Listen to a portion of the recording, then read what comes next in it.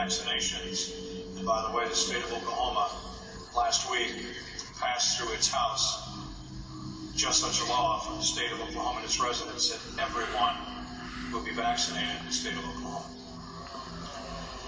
Now, having said that, there are also plans that will ensure that you do not freely travel, nor will you be able to really go anywhere without proof that you have had the vaccination at the point that the government mandates that certain levels of the population take the inoculation.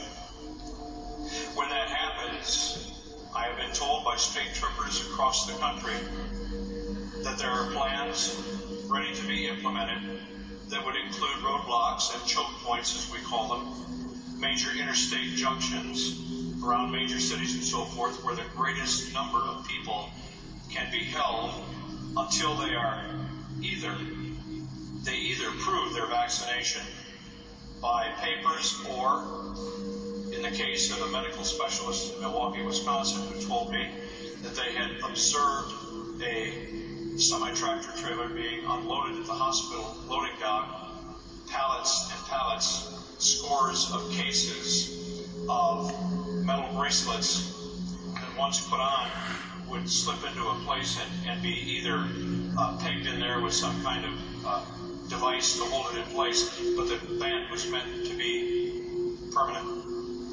On top is a chip. That chip will include all kinds of information about you and the fact that you have been inoculated. Now, this is one of several plans. It has not yet seen the light of day, but it is there. It's in readiness. You choose the poison. It's either slow homicide or slow suicide. They're either going to kill you with the injection, or if you go up and say, sure, I just want to be able to go wherever I want to go, and you take it, to me, that's virtual suicide. Just slow motion suicide.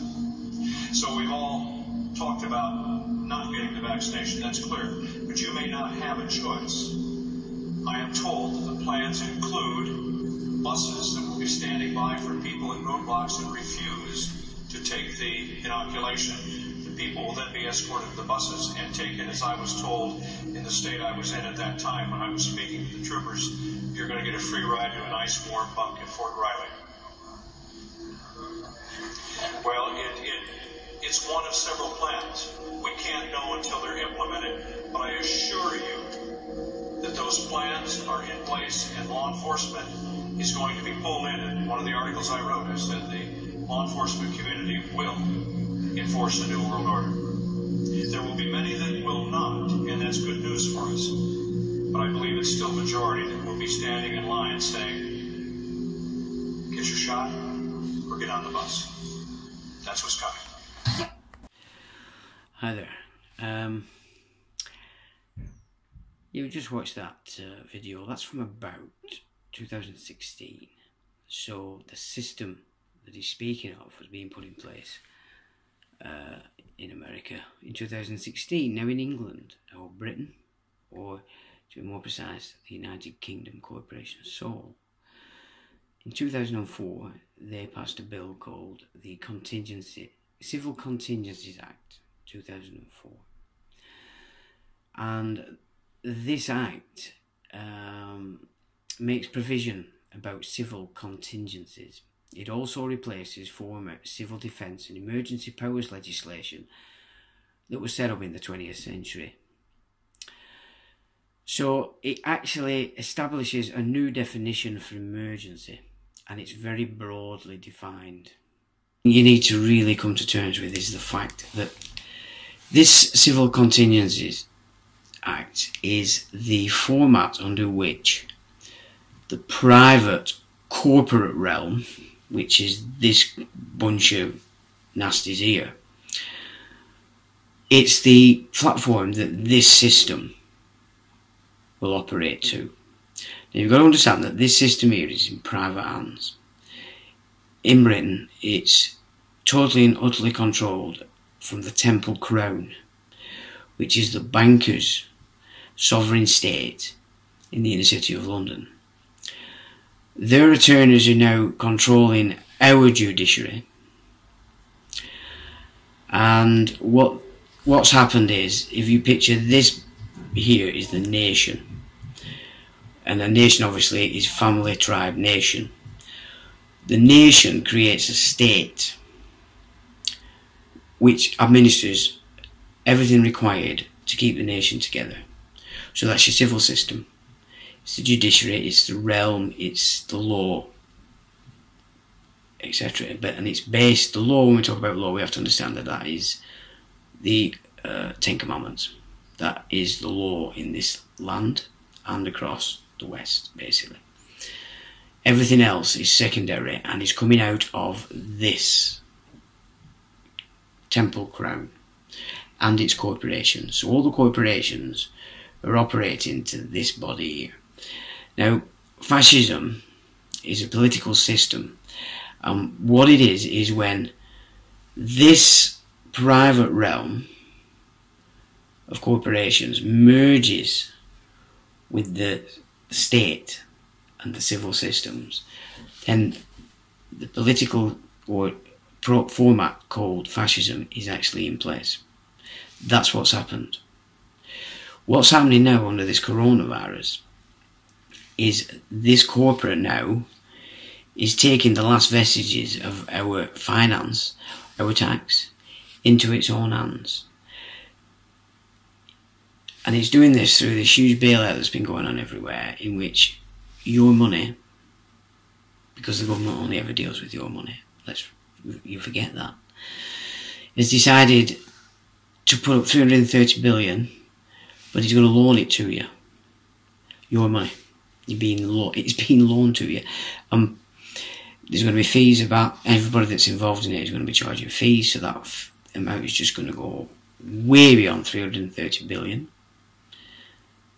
And you're going to be paying it because it's your money, because the government's involved. What is the government? The government is a corporation soul.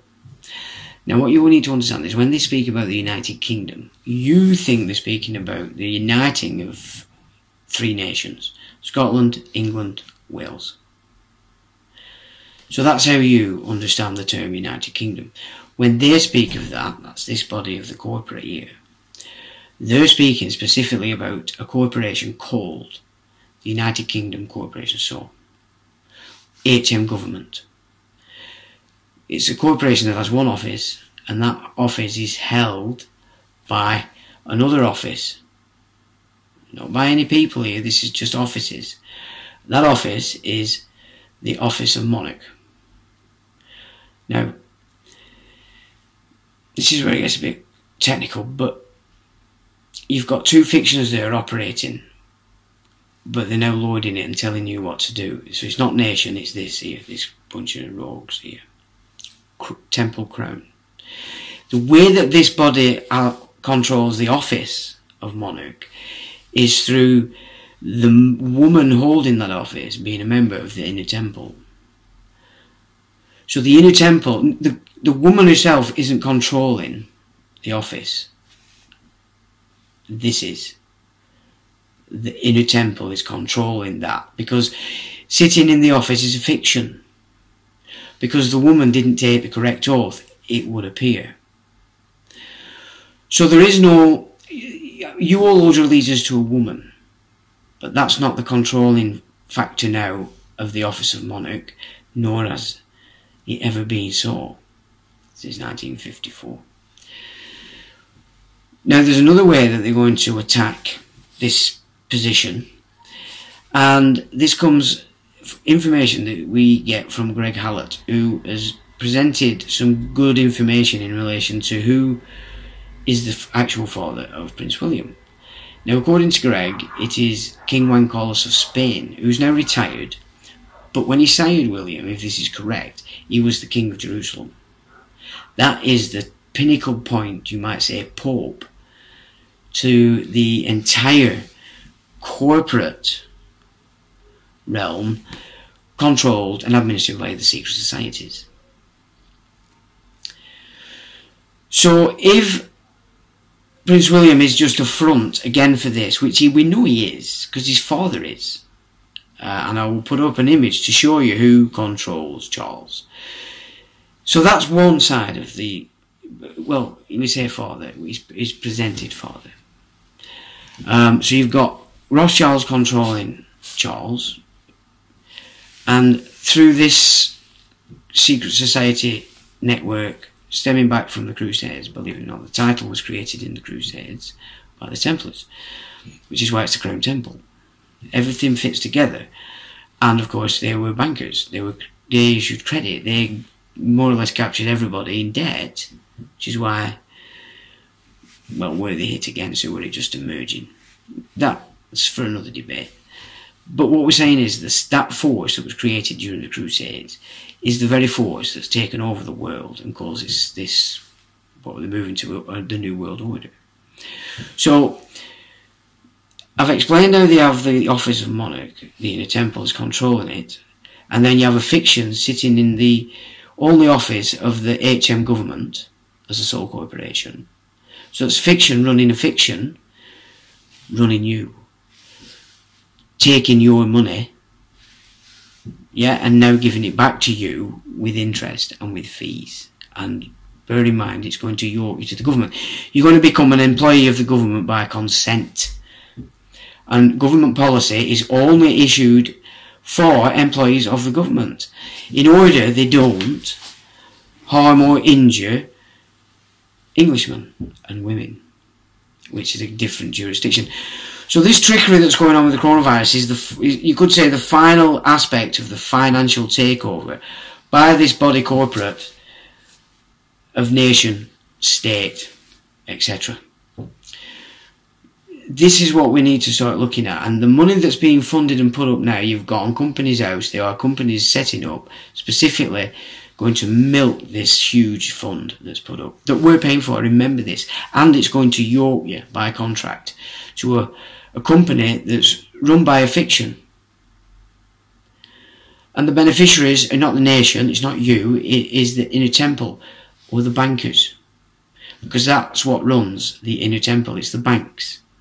The families behind the Bank for International Settlements. The banks behind the Holy See. Not the Vatican. The Vatican is a separate entity, and that's what's being destroyed because it holds title.